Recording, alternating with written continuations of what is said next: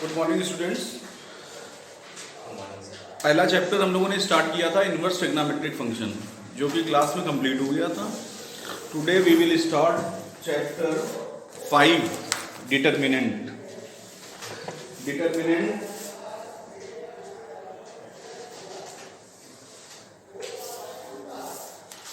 First we learn what is determinant. Determinant क्या है? ठीक है, डिटरमिनेंट जो है वो लाइक ए मैट्रिक्स में बट ऑर्डर क्या होते हैं, चेंज हो जाते हैं, जैसे 2/3, 3/2। बट यहाँ पर डिटरमिनेंट में क्या है, ऑर्डर स्क्वायर रहेगा। ठीक है, स्क्वायर का मतलब ऑर्डर 2/2 होगा या 3/3 होगा या 4/4 हो सकता है। बट ये आपका सिलेबस में 12th के नहीं है। हमें सिलेबस में पढ़नी है 2/2 और 3/3। ठीक, तो डिटरमिनेंट क्या है, एलिमेंट्स का स्क्वायर लेवल पर एसोसिएट कर देना एलिमेंट्स का, वो क्या है, डिटरमिनेंट। मैट्रिक्स के रूल यहाँ नहीं फॉलो होंगे, यहाँ डिटरमिनेंट के रूल फॉलो होंगे। वो देखिए क्या है, जैसे आपने 4 एलिमेंट ले लिए पहले 2/2 ऑर्डर के लिए। ऑर्डर अगर हमने 2/2 लिया तो 2/2 के लिए हमने 4 एलिमेंट ले लिए ABCD और ये बार ब्रैकेट में रख दिए। ठीक है, स्क्वायर है 2/2। ठीक, तो इसका अगर हमें डिटरमिनेंट वैल्यू फाइंड करनी है तो हमें क्रॉस मल्टीप्लाई करना पड़ेगा। पहले राइट डायगोनल का मल्टीप्लाई AD, फिर बीच में माइनस का साइन आएगा, फिर दूसरे डायगोनल का मल्टीप्लाई मींस BC। ठीक है, सिंपलीफाई कर लेंगे, आंसर आ जाएगा। अगर ये न्यूमेरिक वैल्यू हो, सपोज दैट 1 4 5 6, ठीक है, इसका डिटरमिनेंट ऑर्डर, इसका अगर हमें डिटरमिनेंट वैल्यू फाइंड करनी है तो क्रॉस मल्टीप्लाई पहले 1 से 6 का, 6 1 जा 6, बीच में माइनस कंपलसरी है, 4 5 जा 20, आंसर आ जाएगा -40। ठीक है, यही अगर -4 हो तब आंसर क्या आएगा, 6 1 जा 6, बीच में माइनस, 4 5 जा 20, तो -20 हो जाएगा, तो माइनस माइनस ये प्लस हो जाएगा, आंसर हो जाएगा 26। ठीक है, तो ये जो है 2/2 का डिटरमिनेंट वैल्यू फाइंड करने के लिए मेथड। ठीक है, नाउ ऑर्डर 3/3, ऑर्डर 3/3। अगर 3/3 ऑर्डर हो तो हम डिटरमिनेंट वैल्यू कैसे फाइंड करेंगे, 1 2 3 5 -2 3 1 7 8। सपोज दैट ये 3/3 की एक डिटरमिनेंट की वैल्यू। ठीक है, तो यहां पर क्या है, किसी भी एक रो या किसी भी एक कॉलम के थ्रू एक्सपेंड किया जाता है 3/3 के लिए। हम अगर सपोज दैट ये R1 है, रो फर्स्ट है, ये रो 2 है, ये रो 3। ठीक है, first row, second row, third row. ऐसे ही कॉलम में ये फर्स्ट कॉलम है, ये सेकंड कॉलम है, ये थर्ड कॉलम है, यही है। ठीक, अब हम किसी भी रो या किसी भी कॉलम के अगेंस्ट में अगर इसको एक्सपेंड करें, ठीक, एक्सपेंड करने का तरीका भी देखेंगे, तो आंसर वही आएगा। सपोज दैट हम अगर एक्सपेंड विद R1 कर रहे हैं, ठीक है, R1 से एक्सपेंड कर रहे हैं, R1 का मतलब 1 2 3। ठीक है, तो ये ध्यान रखिएगा, जब एक्सपेंड किया जाता है तो पहली जो वैल्यू होगी वहां पर प्लस का साइन होगा, नेक्स्ट माइनस, प्लस, फिर माइनस, फिर प्लस, फिर माइनस। इन वैल्यू के पहले ये साइन लिखना पड़ेगा। स्टार्ट प्लस से होता है, ऐसे अगर करें प्लस माइनस, देखिए माइनस यहाँ आ गया, प्लस, कैसे भी साइन ये आप जंप कराएंगे साइन यही रहेंगे। ठीक है, तो एक्सपेंड विद R1 अगर कर रहे हैं तो पहले 1 के लिए हमें एक्सपेंड करना होगा, तो 1 लिख लिया, जो वैल्यू होगी जिसके लिए एक्सपेंड किया जा रहा है वो लिखेंगे, फिर उसका रो और उसका कॉलम डिलीट कर देंगे, ये डिलीट, ये डिलीट, बाकी बची 4 वैल्यूज आपको दिख रही हैं। ठीक है, 1 के बाद इनको आप डिटरमिनेंट में लिख दीजिए, सही।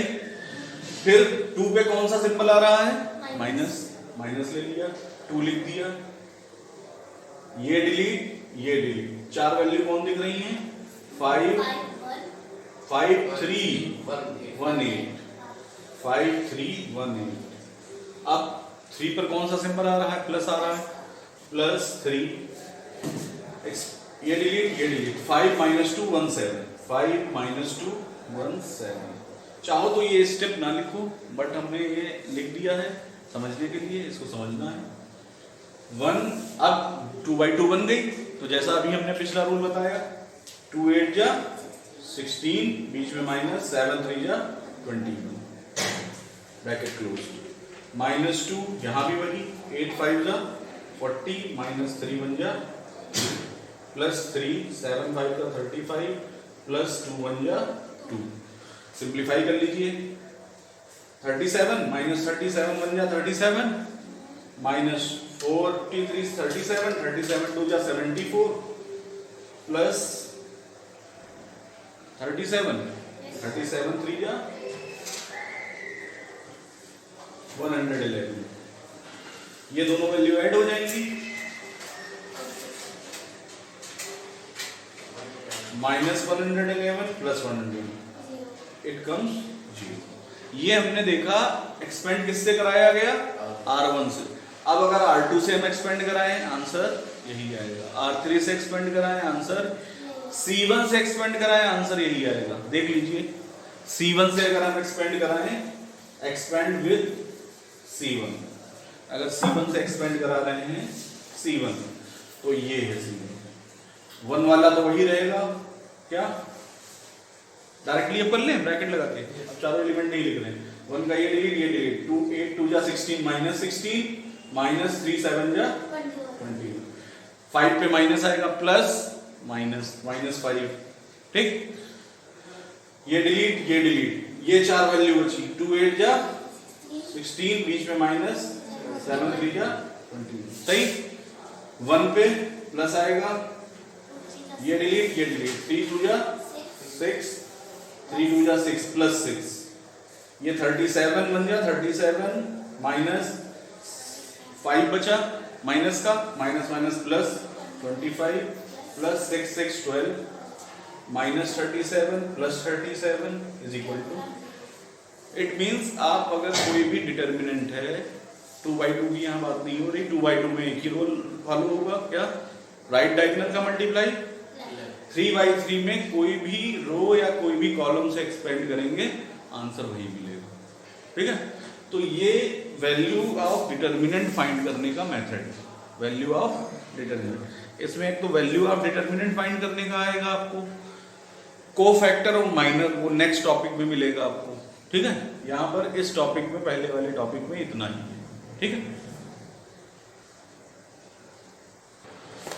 Now we start exercise 5A। 5A में आपका 2/2 मैट्रिक्स डिटर्मिनेंट, 2/2 डिटर्मिनेंट का यूज है, सिर्फ 2/2 का। सेकंड एक्सरसाइज से स्टार्ट होगी 3/3, ठीक है। तो यहाँ 2/2 का हमने क्वेश्चन नंबर फर्स्ट लिया है, जिसमें कि आपके 6 पार्ट्स हैं, ठीक है। उसमें हमने फर्स्ट में 4th वाला पार्ट लिया है। 4th वाले पार्ट में आपको क्या करना है, 2/2 है तो राइट डायगोनल का पहले मल्टीप्लाई, इट मींस x + 2। ऊपर क्वेश्चन में लिखा है इवेल्युएट या find the value of determinant, ठीक है, ऐसा लिखा होगा, तो यही करना है हमको। x + 2 × x - 3, बीच में माइनस का साइन, 2x + 5 × 3x - 1।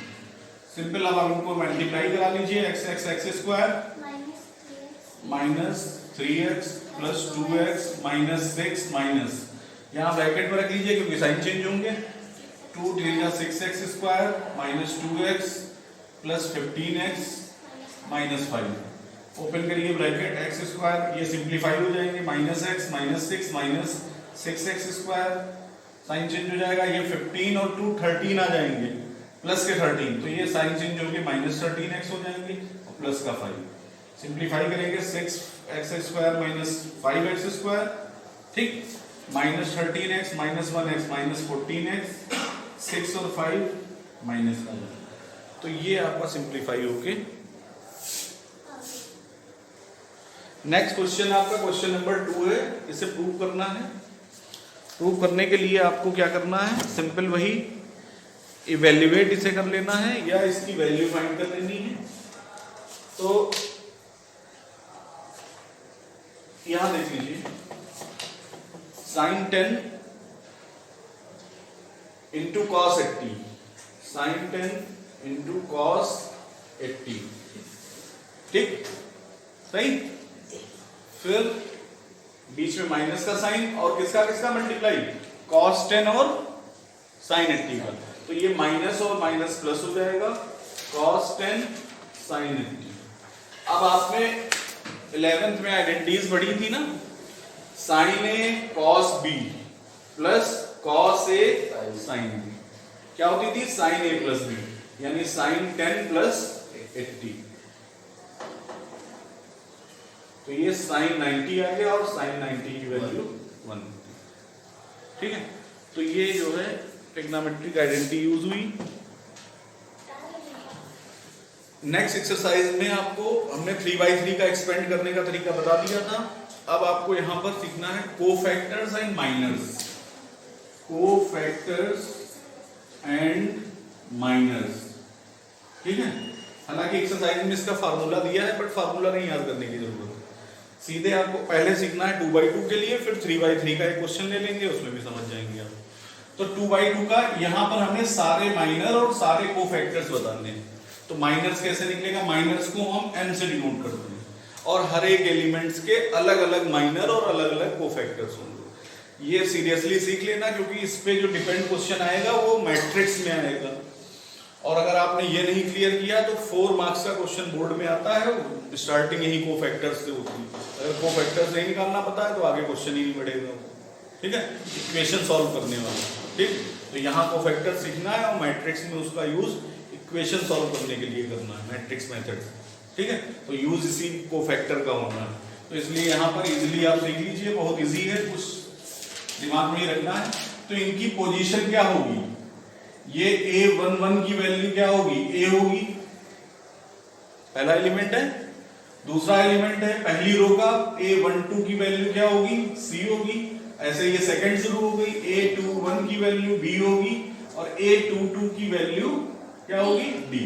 ये हमने क्लास 10th में मैट्रिक्स चैप्टर में इनकी प्लेस वैल्यू क्या होंगी वो सीखा था। ठीक है, अब हमें यहाँ पर माइनस फाइंड करने हैं। तो हर एक एलिमेंट के पहले एलिमेंट यानी M11 का फाइंड करना है, माइनर फिर पहले हम माइनर फाइंड कर रहे हैं फॉर माइनर।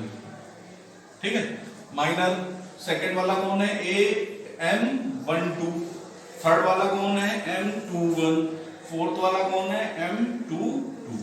ये माइनस। तो माइनस देखिए कैसे फाइंड करेंगे।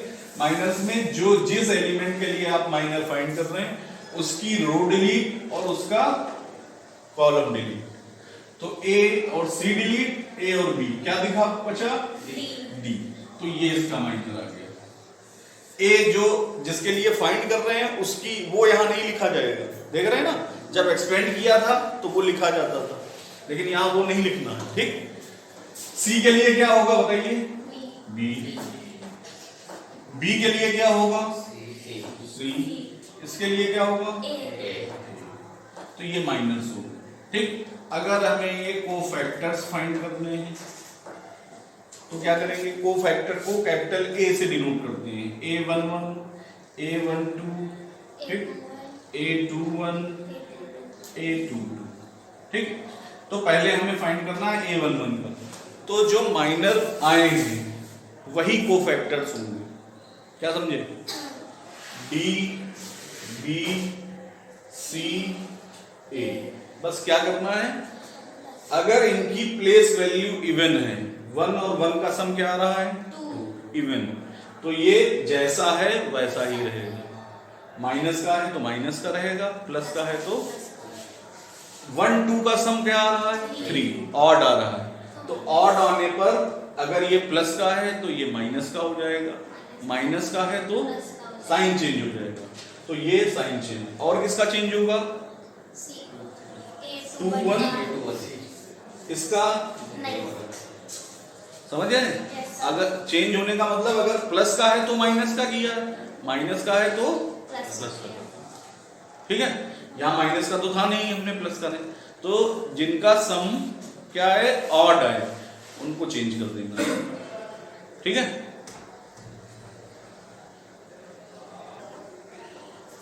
Now we see the question number 3rd। ये 3/3 का है। ठीक है, 3/3 डिटर्मिनेंट में हम माइनर और को फैक्टर कैसे फाइंड करेंगे? पहले माइनर निकालेंगे तभी को फैक्टर निकल सकता है। ठीक, तो सिर्फ दो वैल्यूज के लिए निकालना है। किसके लिए? 3 के लिए और -2 के लिए। अगर ऑल के लिए निकालना हो तो ऑल के भी लिए निकाल सकते हैं। 1 का अलग आएगा, 0 का अलग आएगा, -2 का अलग आएगा, 3 का अलग आएगा, -1 का अलग आएगा। ठीक है, जो मैट्रिक्स में क्वेश्चन आएगा उसमें सारी वैल्यूज के लिए कोफैक्टर्स निकालना होगा। ठीक है, तो सारी वैल्यूज के लिए निकाल लेंगे। यहां पर पर्टिकुलर केवल 3 और -2 के लिए निकालना। तो 3 की प्लेस आप बताइए कौन सी है? 1 1 1 2 1 3 2 1 M21 जो है वो 3 और -2 नहीं, ये सॉरी इसकी प्लेस वैल्यू A21 इसे कहेंगे। ठीक है, और -2 कहां पे है? ये 1 1 1 2 1 3। इनकी प्लेस वैल्यूज हमने पता लगा ली। ठीक, ये लिखने की जरूरत नहीं है, बट इसे दिमाग में तो रखना ही है कि इसकी इवन वैल्यू प्लेस वैल्यू है कि ऑड, यही तो जरूरी। अगर अब हम माइनर फाइंड करें इसके माइनर्स, तो M21 का माइनर निकालेंगे कि नहीं निकालेंगे? क्योंकि 3 का चाहिए। ठीक, 3 का रो डिलीट, 3 का क्या बची? 4 वैल्यूज 0 -2 सही, और M13 क्या आया? 13 मतलब ये डिलीट, ये डिलीट, 3 -1 4 5 3 -1 4 5 सही। इसको सिंप्लीफाई कीजिए। 0 6 जा 0, बीच में माइनस होता है, 5 2 जा 10 -10, तो माइनस माइनस प्लस 10 हो गया, ये वैल्यू 10 आ गई। M21 जो है वो 10 आ गया। सिंपली ऐसे ही 1 3 क्या आएगा? 3 5 का 15, बीच में प्लस हो जाएगा 4 19। चाहो तो ये लाइन मत लिखो, डायरेक्टली ये लिख सकते हो। जब सीख गए तो डायरेक्टली लिखना है, फिर डिटर्मिनेंट नहीं लिखनी है, यहाँ तो सिखाया जा रहा है स्टार्टिंग में। ठीक, माइनर आ गया। अब माइनर भी निकालने की जरूरत नहीं थी आपको, सीधे क्या निकालना था? कोफैक्टर। तो A21 चाहिए, क्या समझे? और A कोफैक्टर को कैपिटल A से डिनोट करते हैं। ठीक, तो जो ये आए हैं इनके साइन क्या करने हैं? चेंज कर देने हैं। अगर वो क्या है? ऑड प्लेस वाले, तो यहां ऑड प्लेस है तो ये -10 हो गया, और 1 3 क्या रहा? वैसे ही रहेगा। तो ये दोनों आंसर फाइनल है। ठीक है, तो 3 3 का कोई भी अगर कोफैक्टर फाइंड करना है 1 का तो ये डिलीट, ये डिलीट, 4 का फाइंड करना ये डिलीट, ये डिलीट, इनका क्रॉस मल्टीप्लाई। ठीक है, तो ये माइनर और कोफैक्टर फाइंड करने का मेथड है। ठीक है, आगे एक्सरसाइज में यही आपको जो है मेथड दिया है। आगे एक्सपेंड करने के क्वेश्चन है, क्वेश्चन नंबर 7।